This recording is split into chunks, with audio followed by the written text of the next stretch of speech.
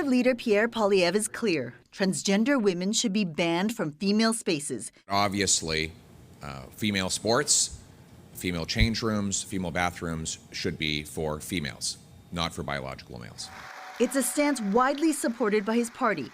At last year's Conservative convention, 87% of delegates voted for a policy that gives women the safety, dignity, and privacy of single-sex spaces. Trans golfer Hailey Davidson, along with all trans women, will officially be banned from competing in the NXT Women's League golf tournament. This is after the fact that Hailey Davidson actually won the event in January, which caused backlash for the league, especially as the tour can lead to players qualifying for the LGPA tournament.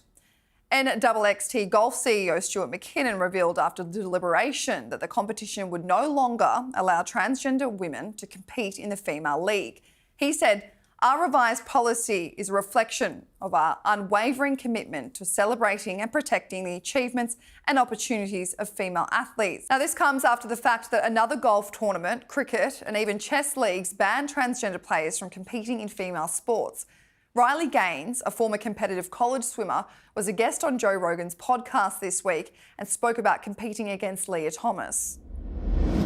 Really what had thrusted me over the edge into no longer being willing to lie, ultimately, is he and I raced in the 200 freestyle. This is the day after he swam the 500 freestyle and won a national title, beat out Olympians, beating out American record holders, right? Keep in mind, these aren't scrubs. They're the most impressive and accomplished female swimmers this world has ever seen.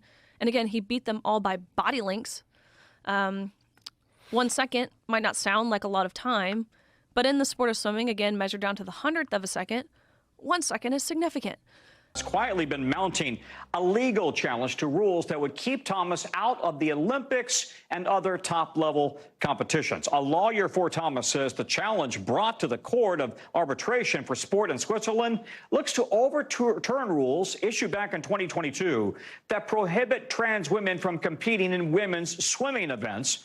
69% of Americans are of the opinion that trans athletes should only be allowed to participate in teams matching their assigned sex at birth. And by the way, that number has gone up in the years since Lia Thomas has become sort of a flashpoint for this particular debate. Now, Texas is one of 22 states in the United States that has passed laws restricting trans athletes' abilities to participate in sports. What trans rights advocates say is that particularly in the youth sports context, where sports are important for things like community and belonging and mental and physical health, this is excluding kids from participating in things that would be good for them and is part of this larger campaign that they say is designed to make their life difficult, if not impossible. Tom?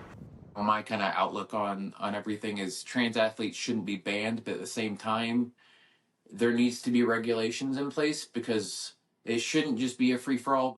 Fighting for acceptance while just wanting to play the sport she loves. Rob Harris, Sky News, West London.